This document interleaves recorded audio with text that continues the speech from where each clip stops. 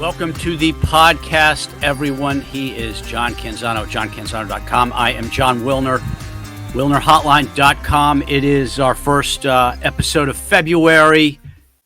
We're going to talk about Pac-12 legacy school finances. We're going to talk about Bobby Hurley. We're going to talk about the new Pac-12. We're going to talk about Gonzaga basketball. But let's start with Snowmageddon or no Snowmageddon up in Portland. What is going on?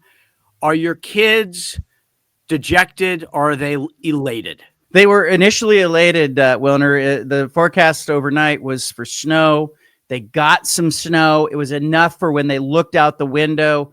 The backyard lawn was white, and so the kids were very excited about Snowmageddon. And around here, unlike in like real cold weather places like Chicago, if there's a dusting of snow, they usually cancel school and shut everything down. But it ended up being Snowmageddon. And the school sent out a text at like 6:30 in the morning saying, no, we're on. Kids around the suburbs of Portland are all pissed off now at the meteorologist. And they went off to school, despite having a little bit of weather going on. But kids love it. They sled down. We have a hill behind our house. They sled down the hill. They're still young and have wonder in their eyes, Wilner. Yes. So I'm not going to deter that. And so is that it? Are you guys all clear, or is there more precipitation coming? Supposed to be more later today. Okay. But look, in our household, we've got, someone who worked in TV news for 20 years as an anchor and reporter. She knows how they ham it up. And so, there's nothing that draws ratings like local weather coverage. And so you get like a lot of, it's going to be the winter blast 2025, so the TV stations are just waiting for that. You can feel that they're just waiting for that moment. Oh, the Weather Channel is, global warming to whatever extent it may or may not be happening. Yeah. It is good for the Weather Channel. Did you get a bunch of rain? Because you're down in the Bay Area. We got pounded yesterday. Dumped on, right? Pounded yesterday, all day rain. Really our first significant rain early December, maybe. We had not a drop in January. And that was a little bit concerning, right? Especially when you see what happened in LA. Yeah. But we got absolutely pounded yesterday, and we're supposed to get more rain tomorrow. So it's good and bad. My son goes to school. One of his classmates, dad's works for the fire department, and I asked him one time, "What's the best case for wildfires in California? Do you want rain in the winter or do you want it dry?" He said, well, both are bad, because if it rains a lot, there's more vegetation, more stuff that can burn in August and September. But if you don't get any rain, then there's more likely to be a fire. So there's not really a good outcome. And you've got a kid who plays baseball, so they're probably itching to get out on the diamond and can't get out right now. So one of my three daughters is not a jacket person. I'm not a jacket person. I don't like wearing a big bulky jacket. I usually will bite the bullet if I'm going from the car to the store. I go, what's the point of wearing the jacket? But my kid went off to school today. It was 31 degrees. She didn't wear a jacket, Wilner. So we were both yelling at her, like, put a jacket on. Yeah. Like, no. So we'll see how that went for her today when she gets home. Yes. All right. We'll check in on that next episode. Yeah. Let's hit on something you've been reporting on that I'm interested in digging into a little bit. The legacy schools and the finances. So you got some data and intel. What did you learn? Not good. I don't think anybody expected it to be good, but it's pretty bad. So the schools are all required in the middle of January to send their previous fiscal year's revenues and expenses to the NCAA in a very formatted report. So they start to become available around January 20th. I looked into a few of the public schools and trying to figure out, how bad was the hit from those last 2 years and all the mismanagement. And I think we can safely say each of those 10 schools took about a $12 million wallop over the last. Now, it wasn't necessarily all in the FY24 reports. It was a combination, right? You got the settlement with Washington State and Oregon State ended up being about $6.5 million for each of the outbound schools. And then you add the Comcast mess, where Comcast was overpaying. The Pac-12 didn't report it. And then Comcast figured it out and withheld money for 2 years. That is basically another $6 million per school was withheld. So we're talking about a $12 million revenue shortfall for the 10 outbound schools. And that's a lot of money, right? That pays for your football staff and you got money left over, right? Yeah. $12 million would almost be enough to carry your football roster in the revenue sharing era that's coming. It's a lot of money. All of it tied to mismanagement at the executive level. Yeah, Larry Scott and his crew not knowing that they had collected extra from Comcast and acting like they didn't know anything about it is ridiculous. But and then the schools in that settlement, correct me if I'm wrong, but they could have broken that up. It could have been a $5 million hit in this fiscal year, and then 1.5 in the next. What didn't they have the option to do that? Do you have a sense? Did you have a sense of why they took it early? Why did they take the hit early? I think they just wanted to get it out, get it done. It was a $5 million withholding per school in the FY24 payout period, and then there was a $1.5 million contribution to the future Pac-12. Okay. That was due at the latest on December 31st. And I don't know exactly how many schools paid that $1.5 million contribution in FY24 and how many let it bleed over into the last part of the year. But, they were all the challenges that they're facing financially, and you got those two hits. And the interesting thing that we haven't really discussed a whole lot on is the build out that all these schools, right? The schools going to the Big Ten, they had to build these campus studios for the Big Ten network. The Big 12 schools had to build studios for the ESPN Plus. That is a lot of money. And same with the ACC schools. So you add the expenses that they had to deal with to get ready for their new conferences with the money that was withheld from the Pac-12 mismanagement, and that is tens of millions of dollars. One of the things I heard, a source told me, is that Cal in particular, like they're facing a real crunch here because they're getting pennies on the dollar in their new conference. They also didn't have the build out that you talk about that the ACC network required. And I'm told that Cal leaned on the Pac-12 enterprises and has done work with Pac-12 enterprises. And neither side really wants to talk about it because I'm sure Pac-12 enterprises just says, hey, it's just another client. We're not going to out who we're doing business with. And Cal probably is a little embarrassed by it. But I think Cal is paying the Pac-12 enterprises for some production. Absolutely they are. I don't know the total, but, I think that the ACC network cost is $8 to $10 million. Big Ten network is more. Washington, their budget has like $30 million to get ready for the Big Ten. And that includes the studio build out. So Cal basically is outsourcing its production to Pac-12 enterprises for the time being. And I actually think it was probably a prudent move given all of the budget challenges that they have in Berkeley. Give me an idea of, who, like Cal comes to mind. I saw Utah had like a $17 million deficit. Yeah. Who should be worried right now? Who's facing some strict belt tightening as a result of all of this? Well, I think that you could make the case that two schools going to the ACC are in the toughest position. UCLA's budget is a complete mess, right? I've seen it. The FY24, the Bruins got $30 million from campus to help.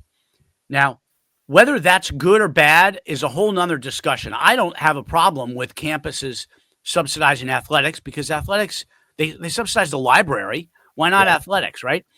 But if you remove UCLA, the help UCLA got from Central Campus, the Bruins were $80 million in the hole just for athletic department revenue and expense. But they're going to get a lot of revenue when they get into the Big Ten that will help close that gap. I don't think it's going to get all the way closed, but they're going to get a big boost in revenue. the schools going in the Big 12 and the ACC aren't getting the windfall the Big 10 schools are going to get, right? Especially UCLA and USC. So I think it's going to be tough for everybody. But Cal and Stanford went in the ACC at a partial revenue share, so they've got to deal with that piece as well. It's just really tough few years for all these schools, and then when you add in the revenue sharing, and oh man, you got $20 million you got to pay out to athletes. It is a very difficult time. And keep in mind, in the ACC, they're talking about rewarding the teams that make the playoff, rewarding the NCAA tournament teams. So if Cal and Stanford are not those teams, they're going to get smaller distributions. They're not going to collect those big paydays. So that, on top of the fact that they're getting pennies on the dollar. Now, I do think the ESPN ACC thing glues that conference together, at least temporarily. We'd talked before about the Pac-12 rooting for chaos. Could some of those ACC schools be on the table for expansion? It doesn't look like that's going to happen, but I think from the Pac-12 standpoint, they needed to run that ground ball out and see that happen. For sure. Usually I view Utah and Oregon as, pretty well-run ships financially. Oregon basically balances their budget without any help from campus, partly because of their donor base, right? And Utah, they do get campus help, but they're still very smart with their money, and they have been for many, many years. They had a huge swing and reported a $17 million shortfall, and a lot of that has to do with, the Comcast situation, Pac-12 settlement, expenses to get ready for the Big 12. So it's a very much a difficult stretch here for a lot of these schools. Let's pivot into one of the new Big 12 schools, former Pac-12 school, Arizona State, and Bobby Hurley in the news. Big blow up over the weekend. Arizona State, a lot of emotions. Hurley and his team, they leave the court without shaking hands. Post-game news conference was a bit of a show. Yeah. It was, if you were right near our bench, it was relentless, constant chatter, from a couple of the Arizona players that was not being policed properly. And of course they're going to be happy with winning, but it was done with no class, in my opinion, and words that were said back and forth led to the moment where Freeman lost it and lost his cool because of the constant talk that was allowed to go on. So I had to make a tough decision to obviously, in the best interest of our team, to get them into the locker room so there'd be no further incidents the rest of the game. And in the handshake line. Had that happened before? I just saw that it was very heated, and I thought that there was possibilities that something else could have happened, and I was going to avoid that, and wanted to get I wanted to avoid any further confrontation. That's about it. That's all I got. I'll turn it over to Adam. I can tell you this: I do get a vote for the for all conference, and I can tell you who's not getting a vote. And in the end, I think you and I see this similarly, that, I understand why Hurley left the court and gets his team off the court. I still think the classy thing would be to go across the way and shake hands with Tommy Lloyd as the head coach. No, I'm with you. He's representing the university, and he's in charge of player safety. And the way to balance that would have been exactly what you said. He meets with Lloyd, maybe even explains what he's doing, and he gets his players out of there because he knows how close his players are to losing their cool and what could happen in the handshake line 100% after that. But yeah, he should have gone over, found Lloyd, gone over there, and tried to kind of explain himself and apologize, wish Arizona luck. And then in the post-game press conference, Arizona has no class, and then he makes it clear he's not going to vote for Caleb Love for Big 12 all conference.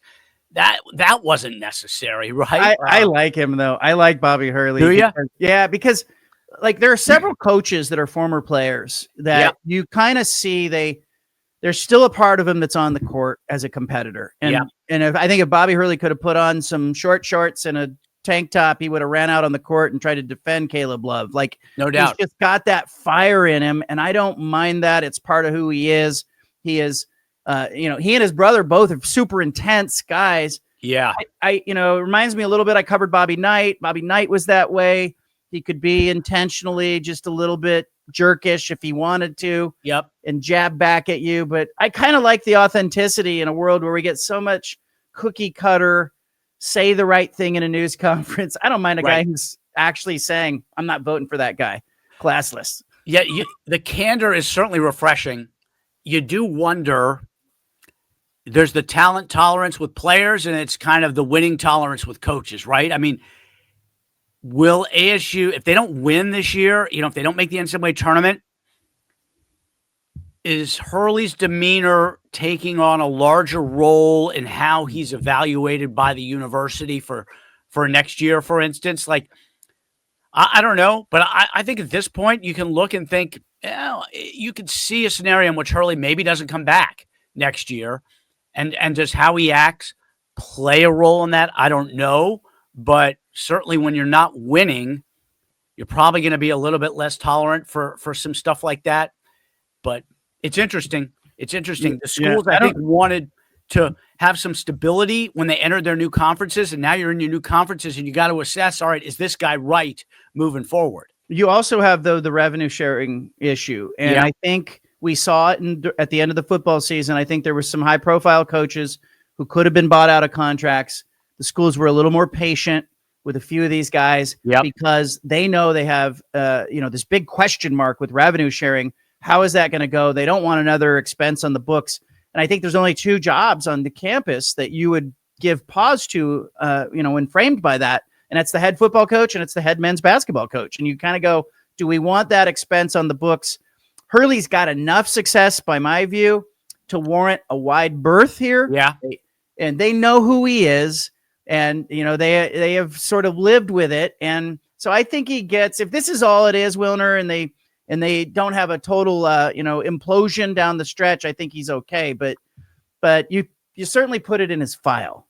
Yeah, you absolutely. Yeah, good way to put it. Yeah. Do you see any other coaches? Any other coaches who might be in a little bit of trouble this March? Basketball coaches? I kind of wondered about Wayne Tinkle at Oregon State. Yeah, but he put it together. I think in the beginning of the season, I bumped into him in Vegas at that media day, and he was upset that his team had been picked so low in the WCC standings. And I kind of walked away from it kind of going, okay, have you not seen yourself the last couple of years? Like, come on. But he has this roster of transfers. They beat Gonzaga. They look like a team that could rattle around the WCC tournament a little bit. They play together. They play hard. They're coachable.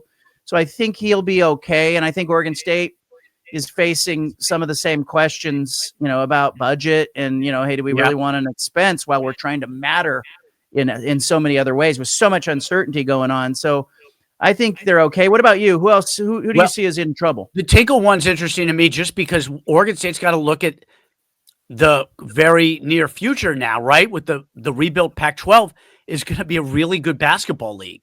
And is Tinkle the guy to help Oregon State, to lead Oregon State potentially to the top of that conference when you got Gonzaga, San Diego State, Utah State, right? It's going to be good. And you've got to evaluate not Wayne Tinkle right now, but Wayne Tinkle in the new era. So and other schools have to do that as well.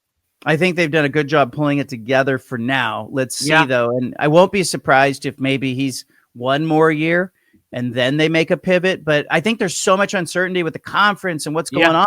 And, can you really do that if you're Oregon State, amid so much change? And kind of leads us into our next topic. There was a big 2-day Pac-12 AD meetings last week in San Ramon. You did some nice reporting on that. The ADs got together. Now all the New World ADs were there. Scott Barnes, the Oregon State AD, was ill, but he joined via Zoom, I am told. So they were all kind of in on the discussions about media rights, kind of got an update on where they are. They got some expansion updates. They toured the Pac-12 Enterprises facility. I think they're really looking at that thing as a viable entity moving forward. It's a nice little side hustle for the conference. And I think for Colorado State, Fresno State, Boise State, Utah State, San Diego State, there's a novelty to it. They've never had anything like that. And so I think they're all kind of a little bit enamored with the Pac-12 Enterprises and what it could be. Does it become a network? Does it just become kind of a production thing and a side hustle? We shall see. But one of the big updates that I got was, they got, the media consulting firm updated the ADs. I am told that they said, it's progressing. The media rights thing is progressing. They're talking to multiple partners, blah, blah, blah.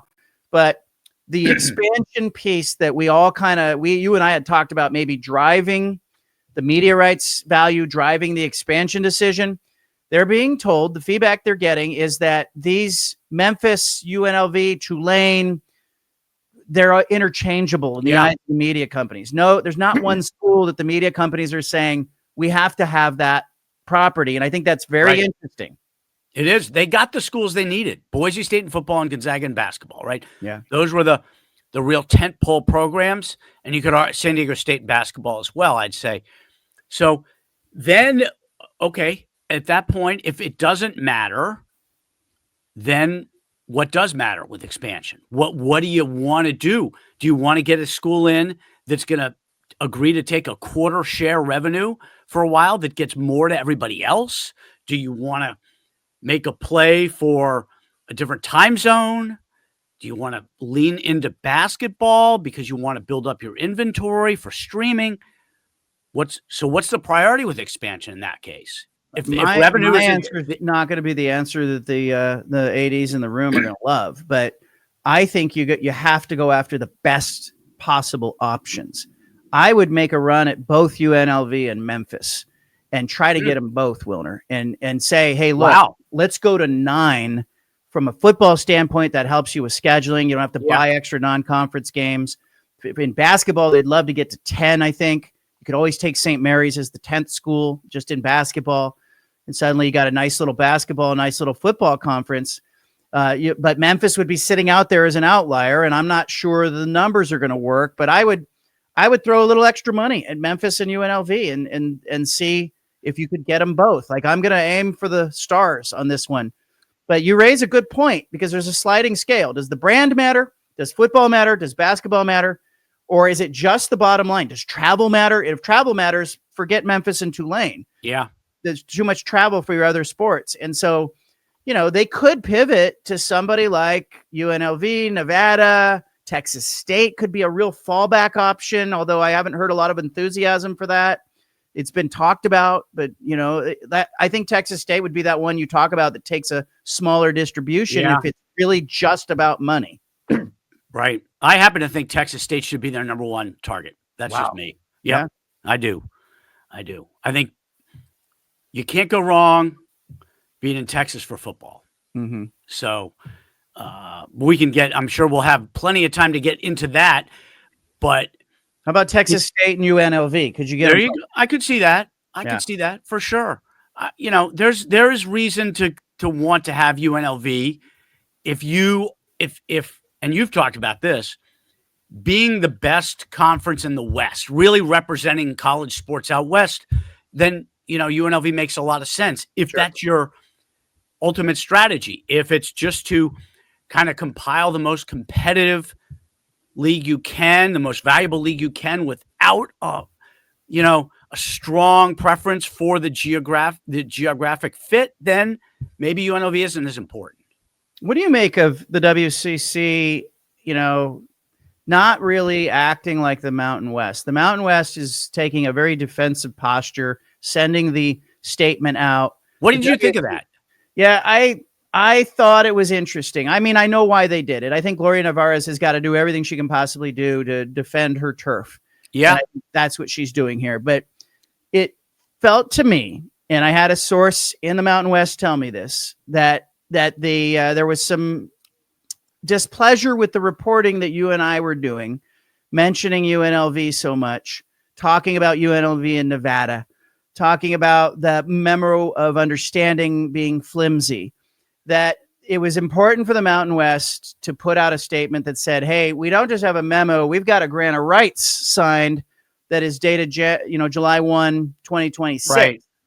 Now, I haven't seen that grant of rights. And again, in realignment and rock fights, it's not over till it's over. Yeah. So I just think it was a little bit of a defensive move. I wouldn't have done it. I think the Mountain West looks a little insecure, but Yeah. there was probably some of the presidents of those schools were unhappy that, hey, it's not just a memo of understanding. There's actually a grant of rights that we all signed. Now, how enforceable is that? Well, that's the question, right? Especially if the settlement, if the Pac-12 lawsuit ends in a settlement and the $55 million that the Mountain West is expecting from the poaching penalty becomes 25 million, 20 million, then all of a sudden they're not going to be being able to meet the promises they made to UNLV and Air Force. I don't know if that changes anything or not, but until I see evidence that UNLV and Air Force are in that conference, no matter what happens, I would believe that anything is possible. It is realignment. Anything can happen. I think too that it's interesting, and I think fair to point out that the Pac-12 schools the New World Pac-12 schools that left the Mountain West, there's lawsuits there too, Wilner, yes. and they're supposed to pay $17 or $18 million a piece as an exit fee. They're challenging those exit fees. Now, I'm told by industry people that they expect a settlement there. That all of these teams that left via expansion ended up in settlement situations, particularly the ones in the American that were moving up. Yep. And so I don't think it's unreasonable to think that the 17 or 18 might be more like 10 or 12. And the 55, it might go away. It might be 20. It could that pot that the Mountain West says it's going to share with UNLV and Air Force and everybody else, that pot may be cut in half. It may be severely diminished. And at that point, if you're the Pac-12 and you're not paying $55 million, you can afford to take a wheelbarrow out and roll over to Vegas and just say, hey, look, the money's a wash. You're right. You go there, you get it. You come here, you get it. What conference do you want to be in? I had a Mountain West coach, head football coach, call me over the weekend. This is interesting, Wilner. And he said to me that, and I said, yeah, gosh, you guys really want UNLV in the fold. And he said, well, it's good for the conference. But he said, selfishly, the rest of that conference is looking at UNLV and going, they're going to have better resources. They're going to have the NFL stadium. They are going to be light years ahead of San Jose State, New Mexico, and everybody else. And he said, selfishly, it'd be better for some of the programs if UNLV left. And he goes, that's not what's good for the conference, but it would be good for the rest of the football. Interesting. Games. Yeah. So, unity to a certain point. Right. Well, and we've talked about this many times. Billable hours, undefeated, and realignment, right? Mountain West facing 2 lawsuits. No university presidents like to go to trial. Yeah. They certainly don't like the disclosure process or discovery process. So, is the goal on both lawsuits just to pull the Mountain West into this muck and grind out a settlement that forces some serious structural changes to the conference? I think that's very possible. They don't necessarily need to win. They just want to get a settlement. I want to throw out just one little thought that keeps coming up. Like, what do you think of the idea of, could the Pac-12 and the Mountain West get together, and or is it like the bridge has been blown up? There's no way that these two things could work together ever again. Well, I wouldn't say ever, because you don't know what's going to happen in the 2030s, but I would say the rest of this decade, I can't see it. Yeah. I mean, I don't know why the 5 schools that left the Mountain West would want to partner, given the massive financial challenges everybody's facing. Why would you want to willingly enter into a partnership that will result in less money? Because I don't know exactly how much the new Pac-12 is going to get in media rights, or how much the new big Mountain West is going to get, but they're not going to be the same. The Pac-12 is going to get more. Sure. And if you do a reverse merger, San Diego State's saying, you know what, let's take less. And I just don't see, there's no need to do that. And certainly there's no financial motivation to do it. So I don't know why they would, frankly. Yeah, and I had one of the ADs tell me, I said, why didn't you take UNLV? Why didn't in that first bite you make sure you get enough schools? And the comment back was, that the 8 in the room were the 8 most valued entities, and the media companies, the feedback they're getting from the media companies is underscoring that UNLV, in the eyes of Fox, ESPN, whoever, UNLV doesn't add more value than anybody else. And so, I think maybe the rest of us, we like to go to Vegas. We view Las Vegas as this great place, but yes, maybe Texas State is the economical and best choice. Who knows? Who knows? That's and part of it could be what the final number they get from the media companies on the media rights could have an impact just in terms of, it's not maybe as much as we had hoped. So let's take a school that will come in at 25% of revenue, right? Like true. Texas State would, or pay their way in, like SMU did with the ACC. Yeah. Is there somebody out there desperate enough to pay their way out? Well, Sacramento State would. I was going to say that, but they're not ready. They're so not ready. Boy, they're doing a great job promoting themselves, though, aren't they? There's a little bit of, the Travis Hunter Heisman campaign people must be behind what's going on at Sac State. There's a little smoke and mirrors to it, a little bit of hype to it, but I appreciate the ambition. I mean, I think sure, don't knock it. I mean, they're trying to punch above their weight, and I'll give them that. Yep. Speaking of heavyweights, let's talk about this. Yeah. What is going on? What is wrong with Gonzaga? They don't look like Gonzaga. 3 losses in the WCC, panic in the streets. Yeah. It is a completely different team than the one we watched in the season opener when they beat Baylor by like 175 points or whatever it was, right? They looked like they were in Final Four form, the opener, early November. And now, and I don't think it's all because, the WCC is better with Oregon State and Washington State. I think some of it is just Gonzaga's not the dominant force that they were. They don't have the overwhelming personnel, maybe, right? I mean, I watched that St. Mary's game. St. Mary's always plays them tough, but, they just don't have as many guys who could just go get them a basket when they absolutely have to have a basket. I won't be surprised if they make the Sweet 16. That said, just because definitely not. Mark Few, it's Gonzaga. Absolutely, this is what they do. They find a way. They'll get the matchups, and then they'll probably be overseeded a little bit just because they're Gonzaga. But they showed me something in that second meeting against Oregon State. It was embarrassing for them when Oregon State beat them. The Beavers jumped around the court. They stormed the court. They had made a big deal about it. They took a victory lap the next couple of days, doing a bunch of interviews, including with me. It was a big moment for Oregon State, and they celebrated it as very validating. And then they went to Spokane and got their pants beat off like they were the Washington Generals. I mean, it was a statement back, and I went, oh, okay, Gonzaga could flip the switch. And so it kind of made me wonder a little bit about, is there a length of season issue? You talked about them being so good. Did they get a little bit of burnout from the early season, having a bunch of high-profile matchups in non-conference out of the gates? I just don't know. I'm trying to step into the psyche of like a 20-year-old, and I can't do it. And so I think Mark Few will figure it out. I think they're good enough and they're talented enough to figure it out. But that WCC tournament in Vegas is going to be a roller derby. Yeah, that'll be fun. A lot of fun. And you listen to Few talk and you watch him play, and I mean, clearly he's frustrated with them defensively, and that could be a switch that they end up turning on in March, right? There's no doubt. You can also make the case that a few February bumps is a good way to actually generate momentum for the stretch run rather than cruising along, no trouble whatsoever through January and February. You hit a trouble spot, and it can actually make you a better team at the end of the season. But it's very interesting looking at those standings, and you see St. Mary's a 3-game lead on Gonzaga and on San Francisco. And it's like, wow, this is not something we're used to seeing. Well, Randy Bennett's a hell of a coach. And I think St. Mary's is super motivated right now and locked in. I've talked to people on that campus. I've talked to the university president.